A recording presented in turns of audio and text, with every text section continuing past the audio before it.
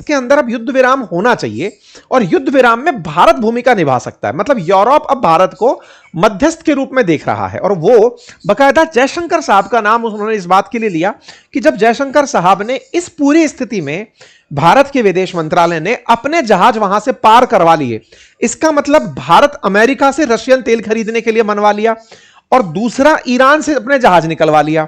दोनों के साथ भारत पार्टी नहीं, दोनों के साथ भारत के संबंध अच्छे, तो भारत को मध्यस्थ बनना चाहिए इस युद्ध को रुकवाने में। कौन कह रहा है? फिनलैंड के प्रेसिडेंट के द्वारा यह बात यहां पर रखी गई। ठीक है साहब। तो जहां तक रही बात इसकी कि दुनिया कैसे ले रही है, वो हमने बता दिया। क्या भारत ने शर्तें मानी? ऐसा कोई बात नहीं था। क्या भारत ने अपने नेवी के जहाज भेजे? तो उसका जवाब यह था कि भारत अपने ऑयल टैंकर्स, गैस टैंकर्स, स्वाभाविक सी बात है ना, इतनी मेहनत से आप कूटनीति से लगाकर ला रहे हो, उधर से समुद्री लुटेरे आए और इन जहाजों पर बैठे हुए जो हमारे नाविक हैं उनको बंधक बनाकर और जहाज को मोड़ के अपनी तरफ ले जाएं, तो फिर एक अलग युद्ध लड़ना पड़े कि साहब हमारा जहाज छोड़ दो। तो ऐसे में भारत ने गल्फ ऑफ मतलब आदेन के अंदर अपनी तरफ से ऑपरेशन संकल्प को चलाते हुए ये तमाम कार्यों को किया हुआ है। ठीक है साहब, सुरक्षित किया हुआ है। और भारत लगातार अपने जो लोग फंसे हुए हैं इन पश्चिम एशिया के देशों में, उनको लगातार निकालने के प्रयास में लगा हुआ है। विदेश मंत्रालय की तरफ से इन बातों को कहा गया। विदेश मंत्रालय ने यह भी कहा कि हम अपने सिटीजन्स को जो ईरान के साथ बॉर्डर पर टच हैं, अर्मेनिया, अजरबैजान में, उन्हें निकालने का लगातार प्रयास कर रहे हैं। ये तो रहे तेल समाचार। अब इनके समाचार यानी ट्रंप समाचार भी जान लीजिए। ट्रंप समाचार ये है कि युद्ध का चूंकि 18वां दिन चल रहा है और अमेरिका लगभग फंस चुका है, तो ट्रंप कल अपीयर हुए थे। कल हमने जानकारी भी दी थी कि साहब ट्रंप ने खुद दुनिया भर के देशों से हेल्प मांगी है, कोई हेल्प देने नहीं आ रहा है। कल भी मैंने ये सेशन किया था कि कनाडा मना कर चुका है, नाटो कंट्रीज मना कर चुके हैं। तो ट्रंप इस बात पर प्रतिक्रिया देने बाहर आए थे। उनसे पूछा गया कि साहब क्या ये जंग 1-2 हफ्ते में खत्म हो सकती है क्या? ये तमाम प्रकार के प्रश्न थे। तो उन्होंने कहा कि जल्द ही खत्म होगी, लेकिन कितना समय लगेगा ये तो नहीं पता। लेकिन उनका कहना है कि उन्हें इस बड़े बड़े विशेषज्ञों में से किसी ने यह नहीं सोचा था कि ईरान उन देशों पर हमला करेगा जो युद्ध में शरीक नहीं है। कुल मिलाकर के ये फिर से उन पश्चिम एशिया के देश कतर, बहरीन, कुवैत, ओमान, इन सबको उकसाने का प्रयास कर रहे थे, यूएई, सऊदी, कि तुम काहे नहीं मारते? मैंने तो युद्ध इसलिए शुरू करवाया था कि एक बार तुम लोगों पर जब गोले आके गिरने शुरू होंगे, तुम खुद की सुरक्षा के लिए ईरान को मारने निकलोगे। तुम नहीं निकल रहे, इस बात का इन्हें दुख है। ट्रंप अपनी तरफ से खूब भड़ास निकले। इनसे पूछा गया कि सर आपको लगता है कि युद्ध खत्म हो जाएगा इस हफ्ते? बोले सोचता हूं पर पता नहीं कि कब खत्म होगा। बड़ी ही अनसर्टेनिटी की स्थिति में थे। एक बड़ा ही बचकाना बयान दिया। इन्होंने कहा कि मैंने अपने कई फॉर्मर प्रेसिडेंट्स से बात की। उन्होंने कहा कि वाह ट्रंप, तुमने वो कर दिखाया जो हम करना चाहते थे। क्या करना चाहते थे? अमेरिका ईरान पर गोला मारना चाहता था। मुझे तारीफ मिली तो लोगों ने पूछा सर किसने करी? बाइडेन ने करी, बुश ने करी, क्लिंटन ने करी, ओबामा ने करी, किसने? बोले नहीं नहीं, नाम नहीं बताऊंगा। तो ये खुद की मर्जी से न्यूज बनाए कि मुझे पूर्व राष्ट्रपतियों ने शाबाशी दी है, लेकिन ऐसा कुछ निकलकर नहीं आया। सवाल पूछे गए लेकिन इन सभी चीजों के अंदर मना होता गया। कोई बात नहीं साहब। इन्होंने कहा कि मैं मानता हूं कि मैंने बहुत पहले ही कहा था कि ओसामा बिन लादेन एक बार अमेरिका पर हमला करेगा।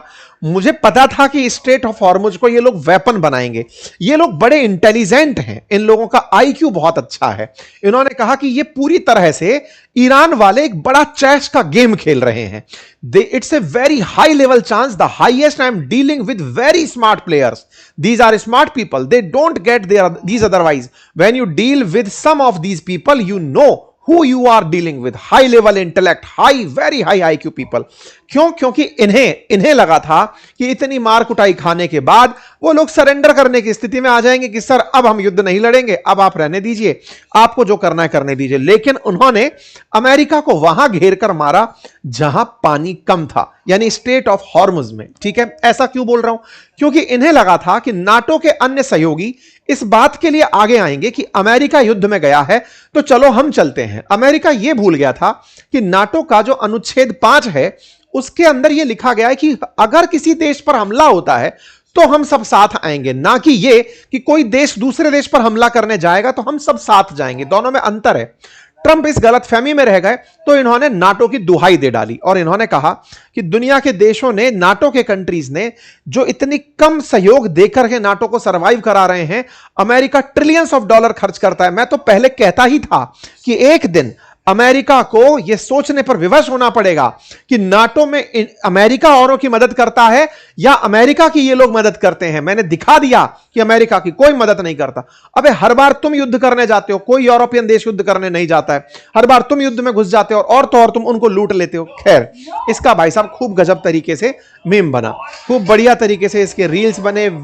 सबसे जब ये मदद मांग रहे हैं, कोई मदद नहीं दे रहा है। और तो और जेलेंस्की के नाम पर एक वीडियो वायरल होता है जिसमें जेलेंस्की इनके मजे लेते हुए दिखाई देते हैं कि साहब रहने दो डोनाल्ड, आपकी हम कोई मदद नहीं करेंगे। कुल मिलाकर के अमेरिका क्यों यह काम शुरू किया, इसके अब जवाब देने की स्थिति में नहीं है।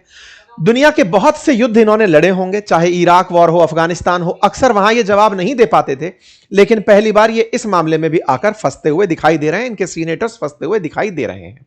इजराइल लेकिन अभी भी अपने सिर पर कफन बांधकर घूम रहा है, कह रहा है अपन तो 3 सप्ताह के लिए जंग की तैयारी में बैठे हुए हैं कि बढ़िया से युद्ध कर सकते हैं। इस पर ईरान के रिवोल्यूशनरी गार्ड्स का कहना है कि आप इस युद्ध का नाम एपिक फ्यूरी की जगह एपिक फियर रख लो, कुछ नहीं कर पा रहे हो। और दुनिया वालों ये समझ लो कि ये गल्फ, पर्शियन गल्फ यानी कि फारस की खाड़ी क्यों कहलाई, अरब की खाड़ी क्यों नहीं कहलाई, क्योंकि इसका कंट्रोल असल में हमारे पास है। तो यानी ईरानियंस का जो रूल है, जो इस तरह से स्टेट ऑफ हॉर्मुज को कंट्रोल करने का जो उनका अंदाज है, अब वो दुनिया के सामने बकायदा बता रहे हैं। ईरान के विदेश मंत्री ने कहा कि आप सीज फायर के लिए हमसे सवाल पूछते हैं, अमेरिका से पूछिए, क्योंकि हम उन्हें एक ऐसा लेसन सिखाएंगे कि वो कभी दोबारा ईरान पर हमला करने की ना सोचें। ईरान के इस तेवर से एक बात तो क्लियर है कि वो किसी भी स्थिति में सीज फायर के लिए आगे से हाथ नहीं बढ़ाएगा, फिर चाहे इनके कितने ही लीडर खत्म क्यों ना हो जाएं।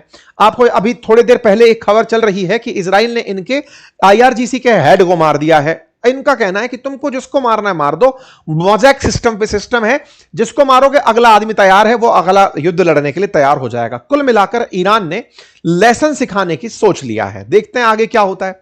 इस बीच में जो फीफा वर्ल्ड कप होना है, मैक्सिको, कनाडा और अमेरिका में होना है, ईरान की टीम अमेरिका जाएगी, तो ईरान वालों ने कहा हम अमेरिका नहीं भेजेंगे अपनी टीम को, मैक्सिको में मैच करा लो। ये भी चल रहा है। हमने थोड़े दिन पहले सेशन किया था, महिला फुटबॉल टीम गई थी ऑस्ट्रेलिया, वो वहीं रह गई थी, तो इन्होंने कहा मैक्सिको भिजवाने को हम तैयार हैं। ये थे सारे अपडेट।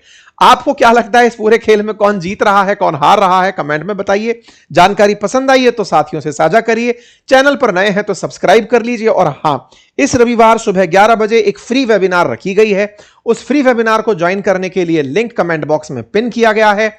कम्युनिटी लगातार हमारी जो क्योंकि लिंक जब ज्वाइन करोगे तो आपको एक व्हाट्सएप कम्युनिटी पर जोड़ने के लिए कहा जाएगा।